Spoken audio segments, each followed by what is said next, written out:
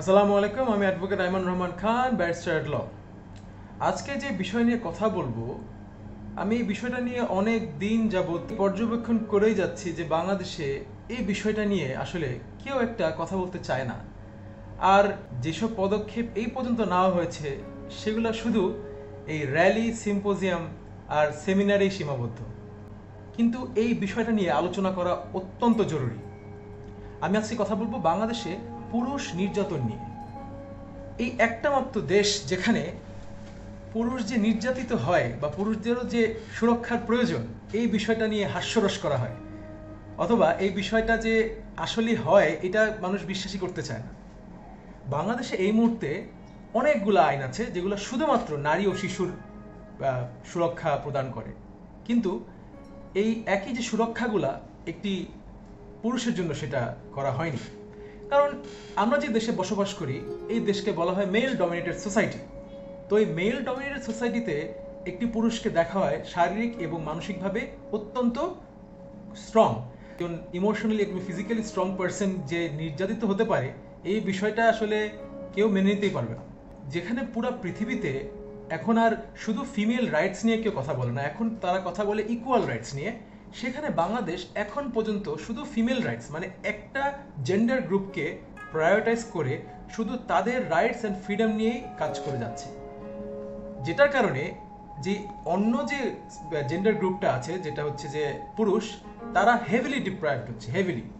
বাংলাদেশে এমন কোনো আইন এখন পর্যন্ত তৈরি করা হয় নাই যেখানে ডোমেস্টিক ভায়োলেন্স বা পারিবারিক সহিংসতা নিয়ে কথা বলা হয়, যেখানে পুরুষদেরকে ভিকটিম হিসেবে দেখা হয়।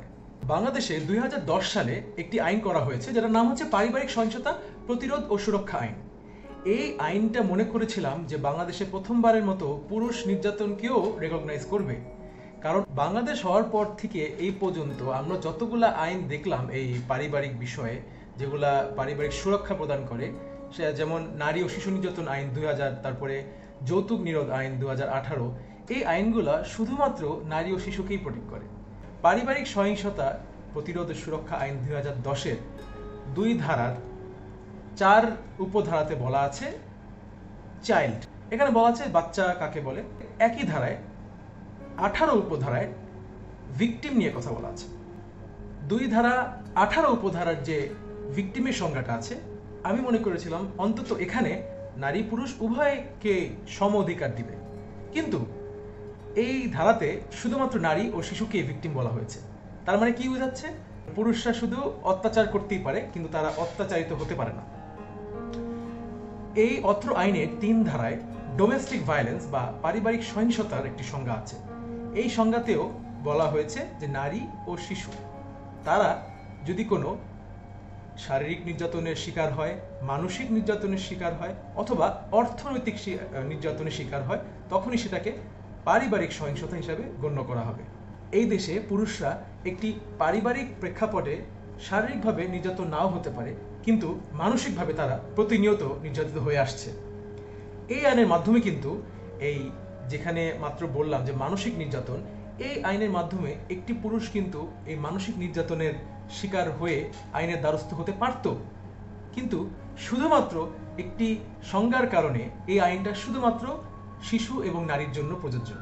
আমার প্রশ্ন হলো, যেখানে আলাদা করে নারী আর শিশু যেখানে সংজ্ঞায়িত করা হচ্ছে, সেখানে ভিকটিমের সংজ্ঞার মধ্যে তো তারা এটা লিখতে পারতো যে নারী পুরুষ যেই লিঙ্গরই হোক, যে কোনো ব্যক্তি এই ভিকটিম হতে পারে।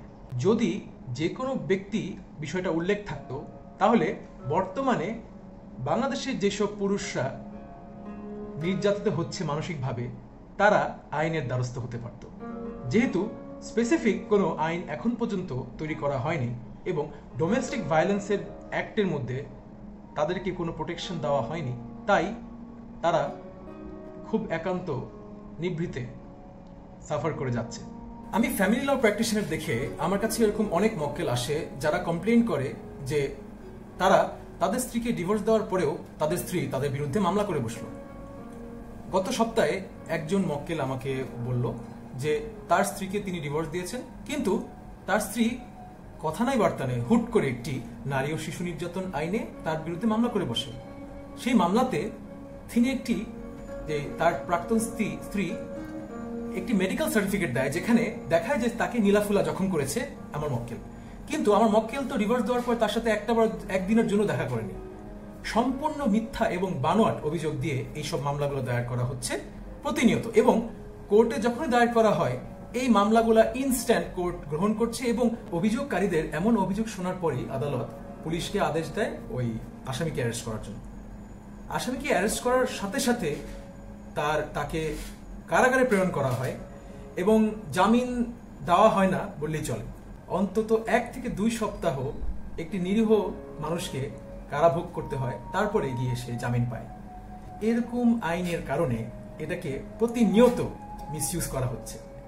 আমার একজন ক্লায়েন্ট, তিনি তার স্ত্রীকে তালাক দিবেন বা তাদের সম্পর্ক ওই পর্যায়ে চলে গেছে যে এই সম্পর্ক আর টিকবে না, কিন্তু আমার যে মক্কেল যিনি পুরুষ, তিনি চিন্তা করছে যে তার স্ত্রী কিছু উল্টাপাল্টা পদক্ষেপ নিতে পারে তার বিরুদ্ধে। তার স্ত্রী তাকে এর আগেও অনেকবার মামলা করার হুমকি দিয়েছে, আর যদি সেটা হয় যৌতুক নিরোধ আইনে অথবা নারী ও শিশু নির্যাতন আইনে, তাহলে তার প্রশ্নই থাকে না। এই সিচুয়েশনে একটি পুরুষের আসলে কোনো কিছু করার থাকে না। এটার কারণ হচ্ছে এই আইনগুলা নারী ও শিশুর সুরক্ষাকে এত বেশি প্রাধান্য দেয় যে অপর পক্ষ কি বলছে সেই বিষয়টা পরে দেখা হয়। বাংলাদেশে যেহেতু এখন পর্যন্ত স্পেসিফিক কোনো আইন পাশ হয় নাই যা পুরুষ নির্যাতনকে রেকগনাইজ করে বা পুরুষদেরকে প্রোটেকশন দেয়, এই যে না থাকার কারণটা বাংলাদেশের সংবিধানের 3টি গুরুত্বপূর্ণ অনুচ্ছেদকে লঙ্ঘন করে, যেমন 27 অনুচ্ছেদ, 28 অনুচ্ছেদ এবং 31 অনুচ্ছেদ। 27 অনুচ্ছেদে বলা আছে ইকুয়ালিটি বিফোর ল, যা আইনের চোখে সবাই সমান। 28 অনুচ্ছেদে বলা আছে যে শুধুমাত্র ধর্ম বা লিঙ্গের উপরে ভিত্তি করে কারো সাথে বৈষম্য করা যাবে না, যা বোঝায় যে নারী পুরুষ উভয় একইভাবে তাদের অধিকার তারা এনজয় করতে পারবে। এবং 31 অনুচ্ছেদে বলা আছে right to protection of law. তো একটি নাগরিক, সে হতে পারে নারী বা পুরুষ, তার সমান অধিকার থাকবে। আমাদের সংবিধান অনুযায়ী আইনের দ্বারা তার সুরক্ষা পাওয়ার তার অধিকার আছে। সুতরাং এই মুহূর্তে বাংলাদেশে যে হাজার হাজার পুরুষ নির্যাতনের শিকার হয়ে আসছে, তাদেরকে আইনি সুরক্ষা দেওয়ার জন্য নতুন কোনো আইন তৈরি করা যেতে পারে, কিন্তু আরো সহজ পন্থা হবে যে এই যে এক্সিস্টিং যে লটা আছে 2010 সালের যে আইনটার কথা বললাম, এই আইনে ছোটখাটো 3টি সংশোধন আনতে হবে। এই সংশোধন আনার ফলে বাংলাদেশে পুরুষরা যারা নির্যাতিত হয়ে আসছিলেন তারা কোর্টে আসতে পারবে এবং তাদের যে বিষয় আছে যেটা কোর্টের সামনে তারা উপস্থাপন করতে পারবে। এভাবে বাংলাদেশে সম অধিকার প্রতিষ্ঠিত হবে এবং বাংলাদেশে পুরুষ যারা নির্যাতিত হচ্ছে প্রতিনিয়ত তারা সুরক্ষা পাবে। ভিডিওটি দেখার জন্য আপনাদের সকলকে ধন্যবাদ।